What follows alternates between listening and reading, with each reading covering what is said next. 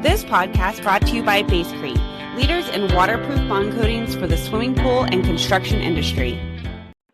Thanks for joining us on another episode of Pool Magazine Podcast. Today, I'm going to be chatting with Bob Blanda of Bergen Pools, an award-winning pool builder servicing Brooklyn and Manhattan. It's a pleasure to have you with us on the show today. Thank you so much. It's a pleasure to be here.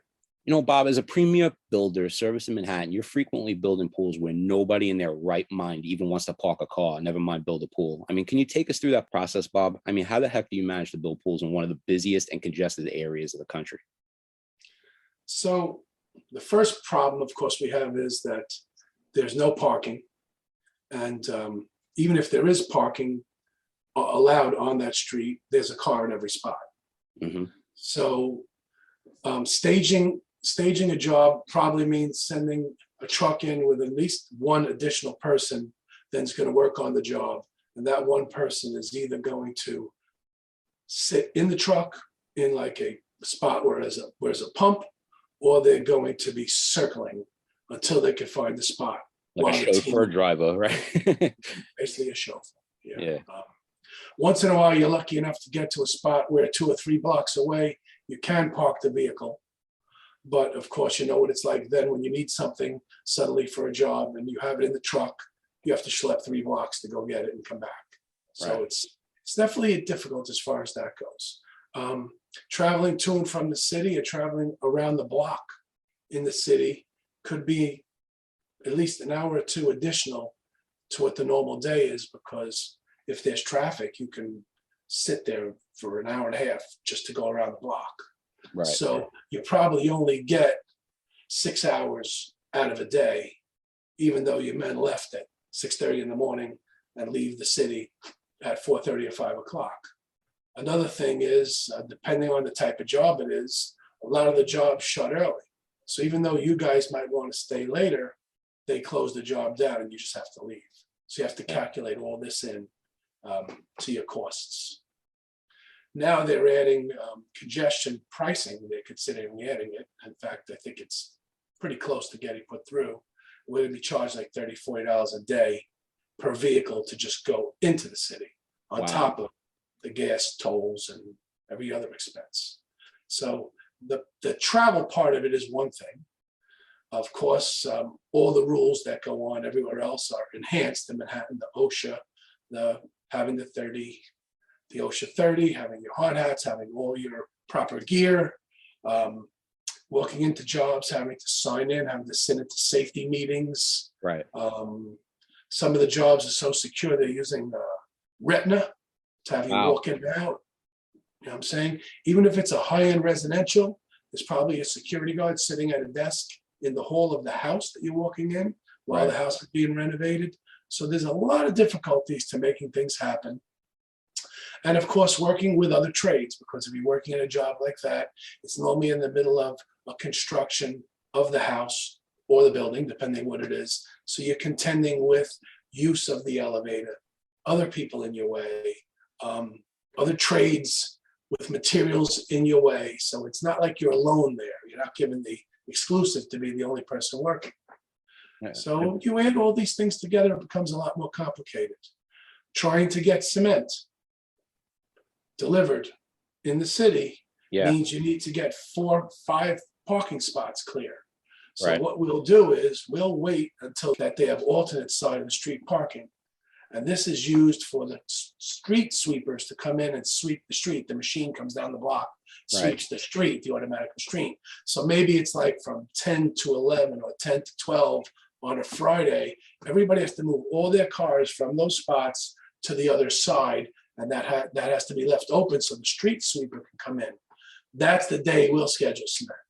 Wow. We'll be there sitting, waiting an hour before. Everybody will move their cars. The street sweeper will come and we'll shove our trucks right in the spot and take all those spots. So we only can really have maybe 1 day a week that we can pour cement. I mean, otherwise you go through the whole process of trying to get the street closed, having people with flags on the other end. It's a big deal. So it's a whole logistics nightmare to even plan when you're going to do these things. I mean, your scheduler must be a real ace, man. Yeah, kudos to my guys, that's for sure. You know, we're used to it. So we know how to work around it. We know the pitfalls, we know what it is. And in a way, it's nice because the projects that you build there, I mean, everybody can build a nice pool, but the surround of the pool enhances the project. So I mean, we could sit there and take a picture of a project that's in La Jolla hanging off a cliff Right. over the water. And if you cut the pool out and it was a white piece of blank paper behind it that you pasted that pool on, it wouldn't be quite as pretty as when you put the backdrop.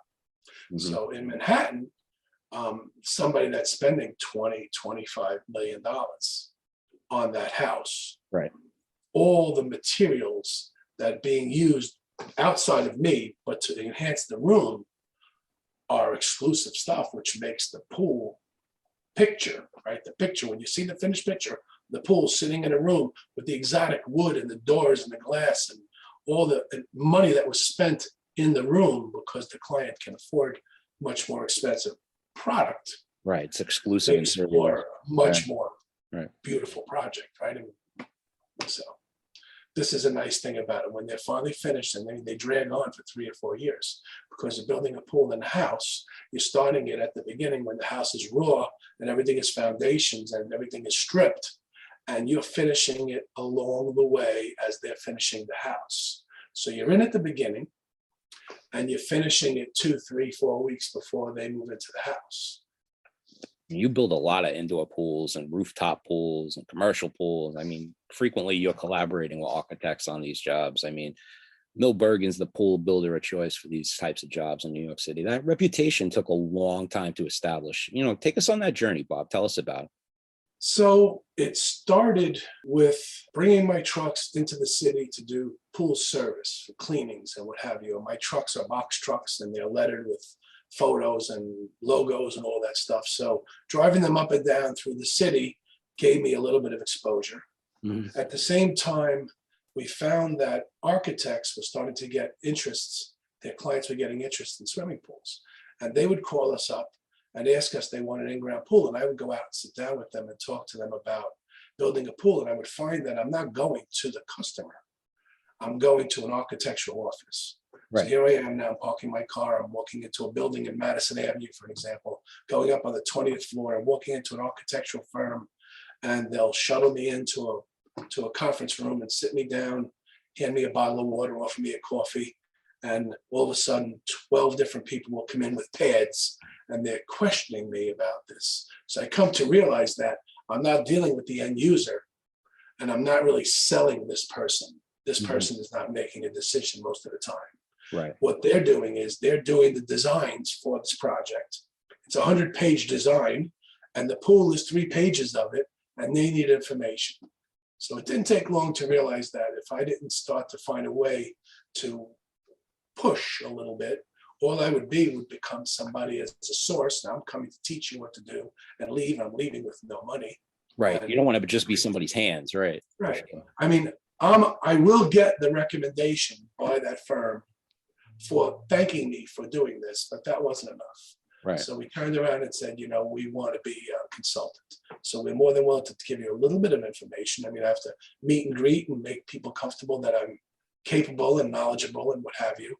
But at one point I have to say to them, we're a construction company. We can build that pool.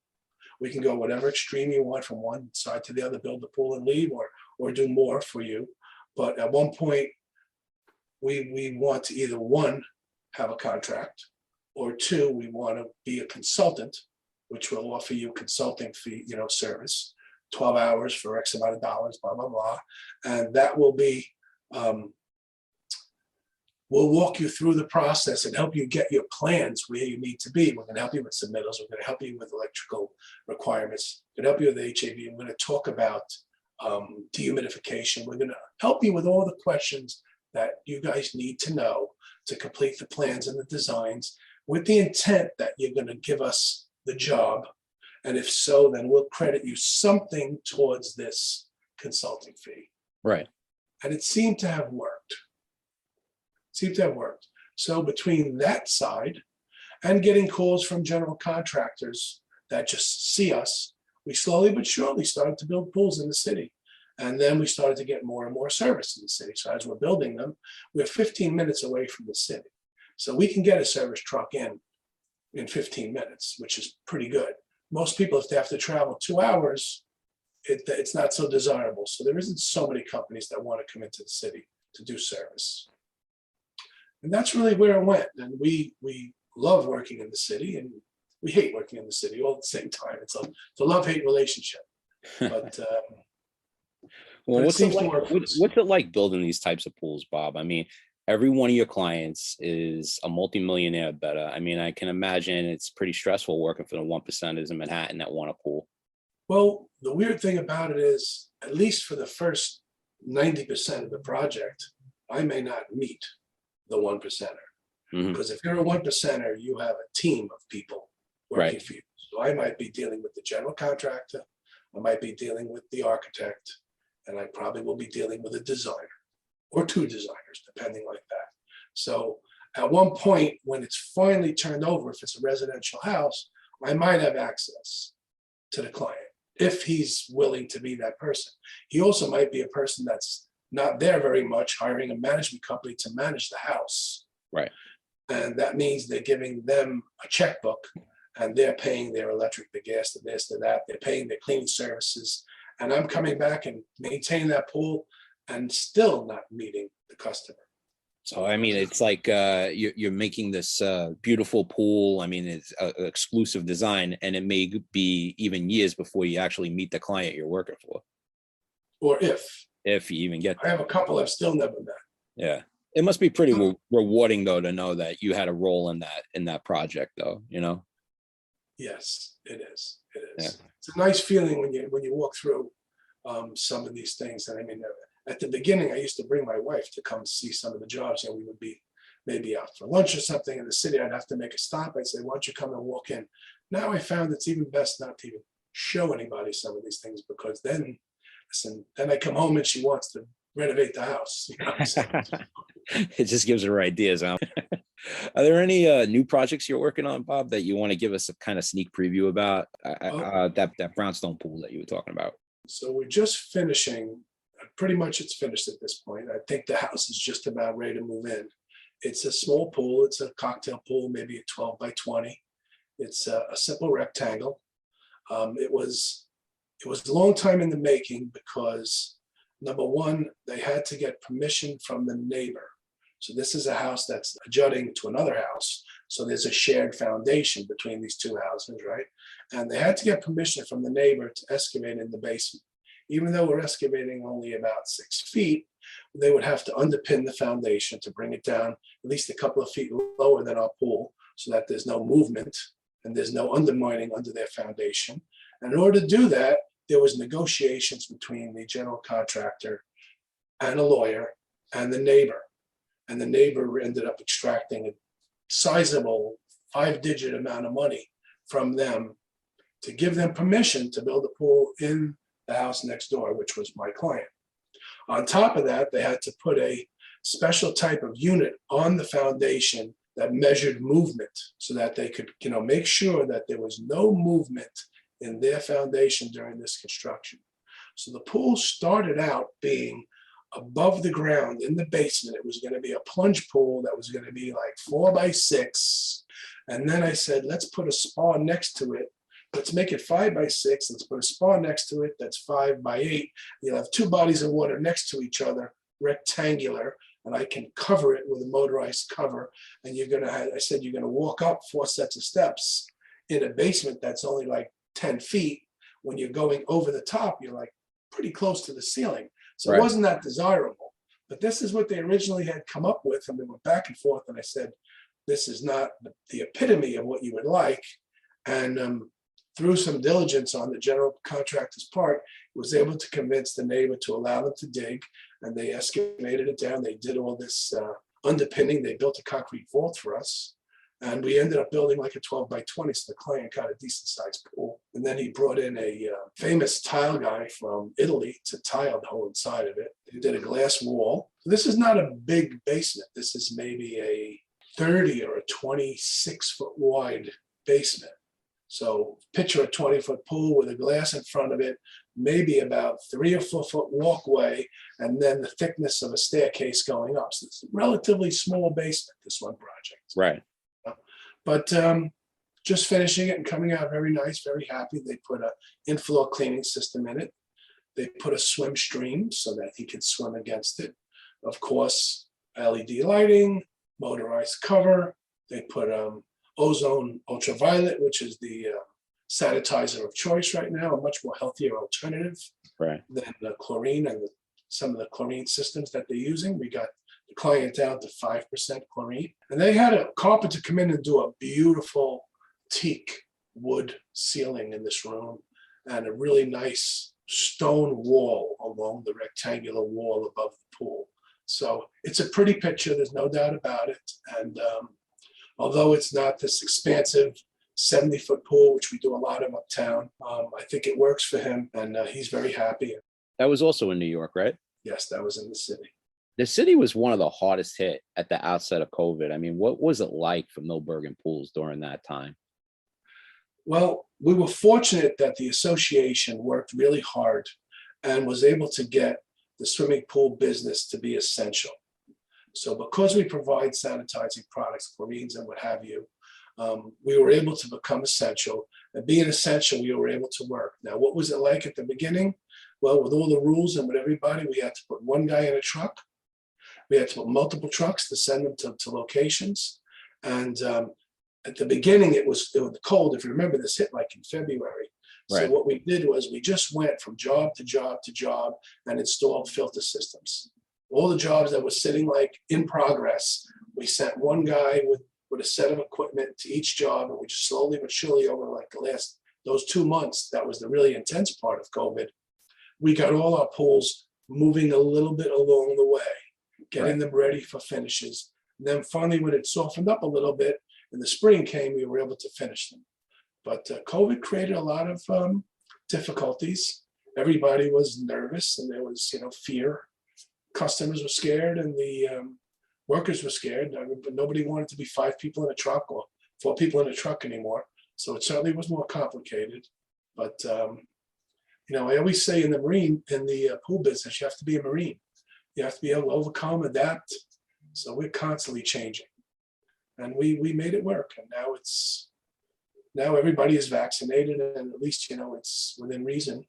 But during the COVID process, even when I was going to residential clients to sell pools, you'd have an appointment, you'd go to the door, I would call them on my phone instead of ringing the bell on a residential house. And they would answer the phone and they would like, okay, I'll meet you in the back. And you have your mask on, they have their mask on, they're like 20 feet away from you and they're telling you about the pool. And I'm measuring the whole yard out and I'm getting my drawings together on a piece of paper so I know what I'm working with. And then normally I would go in the house, sit down in the kitchen, open up a laptop, start to show them some pictures, start to show them accessories, talk to them a little bit about pros and cons of different type of pools and what maybe works for them. There is no better or worse pool. There's different styles of construction and there's what fits for you. And everybody's story is different. And it's not about money and whether the house is extremely expensive or not. It's about what works for you. There are people that have extreme amounts of money and yet want something very simple. And then there are people that you walk in that you say, why are they even calling me? The house needs work. They should be putting work on their porch. They should be fixing their landscaping. And instead they're thinking of spending money on a new thing. But you know what? You can't sit and pre-qualify. You can't sit and make decisions. You never know who that person is or what that person is. Be wearing the scaggiest looking type of attire and he's a billionaire. So, you just treat everybody the same. Yeah. And yes, I used to be able to go inside the house and sit down with them in the kitchen and present and do the whole thing. And then because of COVID, it became, I'm going to take this information back to my house, my office. I'm going to make a design and I'm going to come back to you on a Zoom. Right. And we're going to do a presentation on a Zoom and I'm going to show you what I came up with. I'm going to explain the same presentation that I would do for 2 hours in your kitchen. I'm going to do over a Zoom. And it was problematic. Sometimes customers don't have good internet. I'm trying to run a AutoCAD program that takes a lot of memory and show them the design live. And it's slow because it's going through a VPN, through a network. It's one thing for me and you to talk on a Zoom, It's another thing for me to run a really memory responsive software program on a Zoom. Right. Yeah. No, I can imagine that's pretty challenging. I mean, doing it as a live presentation in somebody's living room is a whole different act though than doing it in a Zoom. I mean, you don't have that personal connection that comes with you actually being in the living room, you know? Yeah, you know, if to be honest with you, listen, I'm a pool builder, I'm a designer, I'm the owner, I'm a salesman, I have a lot of hats, Right. but I don't consider it really a salesman. I don't go in there, I'm not looking to put a contract in front of you and shove it under your nose. This is not the type of sale. It's not selling a car or it's not selling a dishwasher. It's something that's going to take 3 or 4 or 5 meetings. And to be honest with you, most of the best meetings are going to be more me and you bonding and talking than it is you asking me about the horsepower of a pump. You know what I'm saying? When it goes technical, it's usually not as good a meeting for me as when it's more like broad strokes. What are you looking for? What's your wish list? Where are we going?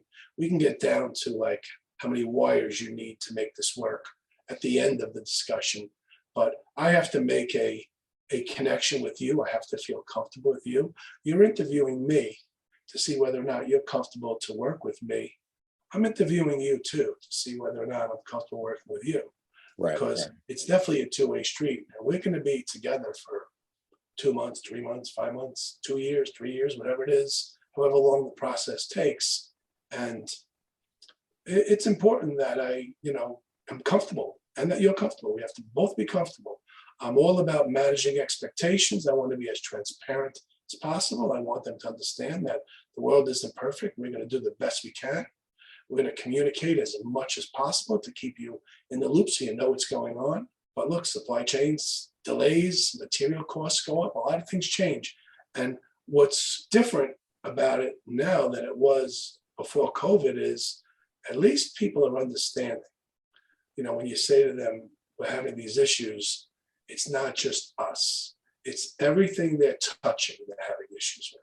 If they're in the middle of having a house renovated or built, they're hearing it everywhere from the cola distributor for their faucets to their electrician. I mean, everyone is telling them. So it's believable and people are a lot more tolerant. And I feel for them because people budget, you know, you talk to people when they're going to renovate or build a house and they put a budget together, whatever the number is. And usually it doesn't come in at that budget. Most of the time you'll hear at the end, oh my God, I'm over budget. You know, maybe they chose nicer stuff. They didn't realize they got into nicer materials, the nicer tile, nicer faucets, nicer fixtures, all these things. All of a sudden their budget's higher, but their budget's a lot higher right now. If you're in the middle of building a house out of nowhere and this COVID hit, you just got hit with 40% more than what you thought. Everything went up. How have you been dealing with all the ongoing shortages and delays? How's it impacted your ability to keep these deadlines on track and forecast for future growth, Bob? So we're trying to, number one, say to the clients that we want to change the payment schedule around a little bit so that if you can do it and you have space, we'd like to order the equipment when we make our contract, ship you the equipment and put the equipment on you in your place, in storage, in your garage and what have you. Even if we're not starting the job yet, sooner we get the equipment and get it to you, number one, we're holding a price because prices are fluctuating. We can place an order for equipment and they give us a PO with a price, but they also say to us, that's fine, except when you get it, then you'll get the real price. Right. So it's like, so if I'm ordering something and I'm not putting that, if I'm starting a job and I'm not putting the equipment in for a year and a half, I'm going to get 3 increases between now and then. That disparity that makes jobs go upside down. Yeah, of course. You can end up not making money on a job if you don't price it right. So now we've added into our contract that if there is delays over a certain amount of time and there are price increases, we will prove to you the cost of the equipment when we make the contract, because we quote it and hold that quote from our vendor and staple it to the paperwork in our folder. And then when we go to buy it, if there's a difference, a parity, then we're going to say to you, I'm sorry, but you're going to have to pick up another 6%, 4%, 7%, whatever it may be. So we're trying to protect ourselves. And we're also trying to tell our clients ahead of time. These are the things you can do to try to protect yourself from an increase. If you're willing to pay for the equipment ahead of time, even though we're not there, then we'll drop ship the stuff to you and you'll have it Right. and you'll unlock the price. Well, I mean, Sometimes it works. well, there's a lot of guys that are still buying all the equipment they can get their hands on and shoring up for another rough season ahead. I mean, if you had a crystal ball in front of you, Bob, and you had to predict what's going to happen in the next few years, which way are you going? I mean, do you think we peaked as far as demand, or is it just going to get worse before it gets better? Well, realize something. Last year was a perfect storm. We had COVID and we had a freeze in Texas, which was unheard of, that damaged 1,000 sets of equipment. And it happened just about a month before the season started. So the stress that was put on the manufacturers and the amount of product that was produced could not meet the demand. And of course, Texas wanted the product and they paid more money for the product. And because of that, they took sets and sets of equipment on us that we expected to see last year. So between that and the supply chain shortages and the people that were hoarding, it was a tough year. But I expect a little better this year, but I think we're going to go through the same thing. So I know the manufacturers are trying to allocate. So they're not just, they're not like, if you buy like my chemical, my BioGuard company, for example, that sells me my chlorine. I can't buy more chlorine than I bought last year. They know what I bought. They're allocating that much. I can place an order for 5 times. I'm not getting it. There's no doubt. They've already said to me, you'll get what you had last year.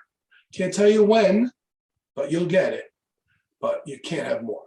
So at least they're trying to control it. Yeah. Now, with the manufacturers, when they send product direct to us through buying groups, so only some people are in buying groups. People that are in buying groups can buy the product and get the product direct. But if you're buying through distribution is the Wild West. Anything can happen. Somebody comes in and wants to buy 40 systems and the stuff shows up and the counter person does not say, wait a minute, you usually use 10 sets, I'm only giving you 10, and he gives him 30, then the next guy coming in is going to be short. Yeah, they're basing that viability of having product based off of whether the guy at the counter, they have a good relationship with that guy or not. Sure. And if they're ordering online, odds are they don't have that kind of relationship established anyway, So, I mean, is it more advantageous for guys to take advantage of buying groups like Carecraft and those kind of organizations? Well, it's definitely advantageous if you have the ability to do it. Remember, it's also by location. So, I mean, like if somebody has an area, that's it. They won't add 10 people into the same area. There's certain protected areas as part of the group. So the group can't just triple in size. It's not just anybody that wants to join it, just join it, because there are people and members that are sitting in certain geographic locations that won't allow another member. Well, I mean, you know the ins and outs of how all this works. I mean, you're on the board of directors for the PHTA and you've been heavily involved with NESPA. What do you think the unique challenges are in our industry as far as education is concerned? I mean, the industry has been pretty much, learn as you go. What are folks like PHTA and NESPA and other organizations doing to change all that? So as far as education, there's a lot of unique challenges, but I'll address education first. Education has always been a live delivered product. NESPA has the Atlantic City show, and we deliver probably 200 seminars during a 3-day session, and it brings 11,000 people to that show. So people like to sit in and get taught by seasoned veterans and by experts. When COVID hit, PHTA was sitting with a whole bunch of live programs and a couple of things that were online, and we had to scramble. And kudos to Sabina and the team that they took 90%, and that it's working to be 100% of all the products and offerings that we have, and they had them put to online programs. And not just something where you sit and you just read. I mean, a lot of them are interact where, like depending on your answer, might be pop-ups, there might be videos. It's definitely not boring reading a PowerPoint by yourself anymore. So when we did that, we found that surprisingly, they liked it. And then they realized that they could take it, they could split up. So you could take like a 6-hour course over 4 days, And you could take it at 7 o'clock at night till 11 and then come back tomorrow, take it at 9 in the morning till 10. It was no longer structured where you had to tie your guys up, take them off the streets working to sit them in a location, pay for a hotel room. And not only the money for the course, the lodging and what have you, but the loss of the week of work, which nobody could spare. So we found on the PHTA side that it's much better for us that way. All our offerings are on there, but we still have live offerings for people that want them. So we have the Genesis program and all the different tiers that we've just created going up that program. And there'll still be live things being offered at all the shows. But we're driving towards a process where it won't just be, certification is a big word. I mean, it's a word in certification and licensing are two big words. And certification is very important when you talk to somebody about anything, a certified MRI technician, a certified, certification means something in our world. Mm-hmm. So we're now driving towards a new process, which will be to certify a company, not just like right now, like I'm a certified building professional, I'm a certified service professional, I'm a certified pool operator, okay? But Bergen Pools does not carry any certification.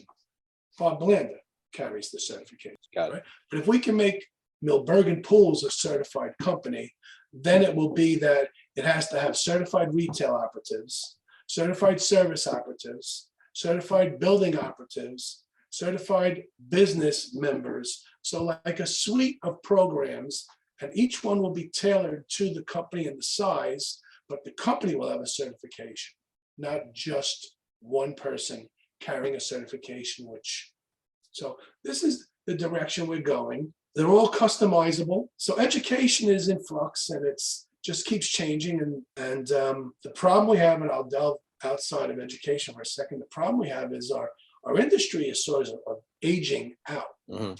Many of the people that are involved in the association, the volunteering, and the ownership of these companies are 55, 60, 65, 70.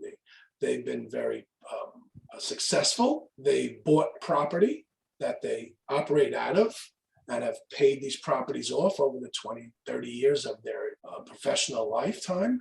And now they're sitting and trying to figure out how to either transfer this to dollars and cents and get out, or to turn it over to a family member and how to make that work, or to maybe turn it over to the workers, like an ESOP type of thing where they buy it. Doesn't seem like the younger generation has the same drive. Right, succession plan, right. It's a big problem in the industry, Bob. I was talking with Joe Vasallo over at Paragon Pools, all right, about what the succession plan was for handing over his business. And he's actually quite fortunate in the respect that, Joe Jr. has a very big interest in carrying that torch, and other guys like Chuck Bauman, all right, he's got Nico. Like there's some guys who've got a succession plan in place, and then there's other guys who are just, trying to figure out what's the next step, and talking about that and maybe educating the industry on what steps you should put in place. I mean, if you really want your company to be able to thrive after you plan on stepping down, I think is a great conversation for the industry to hear. So I meet twice a year with CareCraft, one of the buying groups, and one of the meetings is more of a buying process and a little bit of education. And the other meeting is a much smaller meeting, maybe about 200 members show up. And it's just 2 days of strategy. And we spent the whole day on that. So I'm sitting with 100 people in a room, and we talked about it, discussed, the pros and cons of how it went. And of course, the 100 people that are in the room at a location, like, a travel location somewhere, so it's a little vacation-y thing too, are the owners. The owners are there, right? The people that are coming from the company are the owners. So who's sitting in the room are most of the people that are sitting there trying to figure out the succession plan. I brought my son and my daughter with me, but out of the group of 150, 90% did not bring the people that they were considering as part of their succession. And we talked about the next time we meet to bring that next group, to include them, right, to let them know and feel that, number one, we're not sitting and holding this company like the old days where, you your parents had the money in the bank and the passbook, and they didn't tell you about what they had, and you found out when the time came that it was handed to you at the end. Right. Now it's more of a smarter thing to sit and discuss your finances while you're still alive. And number one, able to help your kids while they need it, not when you're gone, and to be able to enjoy helping them along the way. Same thing, if you include them in the conversation, you talk about the fact that you're going to own this company. You're going to have to do the things that I do. You're going to get the benefits of it, but you're going to have to take care of us so that we can live the life that we deserve as we're retiring, that we put all this time in for. But at the same token, this is what you're looking at, the possibility of what your lifestyle can be like. But listen, we spent 30 years doing this. It didn't come easy. A lot of sacrifices. You're getting way better of an opportunity because we're handing you something that's operating, but it doesn't mean that if you don't put as much time and heart and soul into it, it can go south. Yeah, There's I mean, no that's why guarantee it's because important I hand to you shadow something. you on the job site for a few years. You know, they go to all the meetings, they get in the trenches with you and understand what it is to operate and own a business, you know? Yeah, it's gotten to the point now where although I'm not sitting in the office, my daughter who's running the store and the service department is, and my son who's a little bit younger, he's 25, my daughter's 31. My son is coming in a little bit into play now, but so my role at the moment is to go from my house to job sites or to sales meetings to sit and make presentations or to make contact and to sit, price and estimate jobs and communicate with the customers before we have them or during, whereas the office is sitting, it's a stagnant spot, sitting at a desk all day, an 8 to 4 type of thing, sitting in the spots. But I'm finding that I'll go do my thing and maybe at 2 o'clock I'm done. I'll turn around and come home. I'll be home at 2:30. But coming home at 2:30, I'm opening up that laptop on my lap and I'm answering emails, I'm dealing with finances, I'm doing things to that nature. And if for some reason I come home, like a day like last night, for example, I came home and we had to go right out to this chapter event. And when I got home, it was 12 o'clock. So in reality, I didn't work. I didn't answer messages. I didn't answer emails yesterday. You can wake up sometimes in the middle of the night with like that thing in your brain running the rat on a treadmill on your head, Sure. almost like guilt that you didn't work. And I'll be downstairs at 2, 3 in the morning on my laptop getting work done. I'll work from 2 to 6, let's say, when nobody's around in my house, everybody's sleeping. And those 4 hours, I'll get so much stuff done. And the funny thing is, I'll shoot emails out to people at 3:30 in the morning and they'll answer me at Yeah, 3:30. those are those same self-starters that are up. They're raw. Yeah. Right. So whether or not my kids are ready to take on this, you work all the time except when you sleep mentality, I don't know. You know, there's a lot of benefits. You know, we are very fortunate. Our industry is prosperous, but not everybody is willing to, you know, some people just want to go home and have no responsibility until the next day. Well, yeah, there's A lot of people who are, you know, there's a question of the whole generation that's coming, you know, this new generation of entitlement, you know, where everything's handed to you and you're going to be vice president of the company the day you show up on the job, you know. I mean, not a lot of people want to wait. And unfortunately, the work etiquette is, you know, it's not the same as it is every generation. The greatest generation, you know, had the best work etiquette of all time, you know. Because they didn't have anything. Yeah. And they went to war and they fought for the country and they had like a pride. So it's a different type of pride. I mean, we have pride. We go and we see a pool, it's finished, and you're proud of what you did. But I'm certainly not the same as my father or two. Yeah, I mean, this is a great conversation, Bob. I mean, honestly, you know, I'd just like to wrap up by thanking you for joining us on the Pool Magazine podcast today. I mean, it was great having you on the show and a lot of critical and valuable insights, man. I really appreciate it. Pleasure. That's all the time we have today. A huge thank you to our sponsor, Basecrete, the leaders in waterproof bond coats for the swimming pool industry. Please make sure to subscribe, and we look forward to catching you next time on another episode of Pool Magazine Podcast.